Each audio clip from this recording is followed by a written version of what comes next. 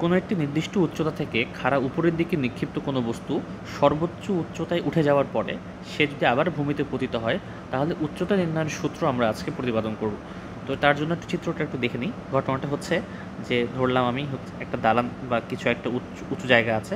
সেই উঁচু জায়গা থেকে আমি একটা বস্তুকে খাড়া উপরের দিকে নিক্ষেপ করলাম।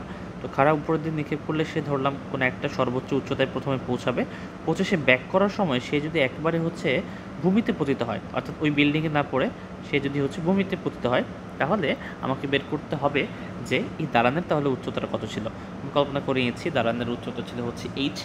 এখন প্রশ্ন হচ্ছে, আমরা যে সূত্র ইউজ করি যে একটা বস্তুকে খাড়া উপরের দিকে নিক্ষেপ করলে তার সূত্রটা কি দেখতে কীরকম হয়? তার সূত্রটা দেখতে এরকম হয় যে এইচ সমান UT minus half GT square, তাই না? ইউ আদিবেগে নিক্ষিপ্ত কোনো একটা বস্তুর ক্ষেত্রে আমরা এই সূত্র ইউজ করি। বাট সমস্যাটা হচ্ছে এখন কিন্তু এইচটা সেরকম না যেরকম আগেটা ছিল। এইচ মানে হচ্ছে আমরা হিসাব করি কি, এইচ মানে হচ্ছে সরণ। একটা বস্তু উপরের দিকে নিক্ষেপ করার কারণে তার সরণ কতটুকু হলো সেটাকে আমরা এইচ বলি বা তার উচ্চতা বলি।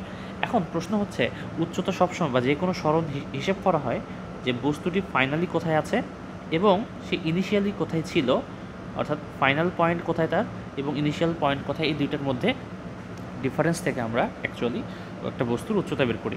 সাধারণত একটা বস্তু যদি নিচে থাকে জিরোতে এবং ফাইনালি সে যদি এইচ উচ্চতায় উঠে, তাহলে তার সরণ কতটুকু হবে? তাহলে সরণ হবে তার ফাইনাল পয়েন্ট হচ্ছে এইচ এবং ইনিশিয়াল পয়েন্ট হচ্ছে জিরো, তার মানে তার সরণ হবে বা উচ্চতা হবে জিরো, এইচ।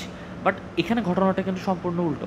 এখানে ঘটনাটা কেমন? ঘটনাটা হচ্ছে সে আগে থেকে ইনিশিয়াল পয়েন্টে সে এইচ উচ্চতায় ছিল ইনিশিয়াল পয়েন্টে, এবং ফাইনাল পয়েন্টে সে কোথায় আছে? সে কিন্তু ফাইনালি জিরোতে পড়ে গেল। তো তার মানে তার সরণের ভ্যালুটা কত হওয়া উচিত? তার সরণের ভ্যালুটা হওয়া উচিত, আমি কি বললাম, ফাইনাল মাইনাস ইনিশিয়াল। তাহলে ফাইনাল হচ্ছে তার জিরো এবং ইনিশিয়াল হচ্ছে তার মাইনাস এইচ। তো এই কারণে সরণের জায়গায় আসলে এইচ বসালে হবে না, আমাকে অ্যাকচুয়ালি এখানে মাইনাস এইচ বসাতে হবে। তো এই মাইনাস চিহ্নটা যদি আমি সমানের উপরে ট্রান্সফার করে দিই, তাহলে আমার সূত্রটা আসছে minus UT plus half GT square.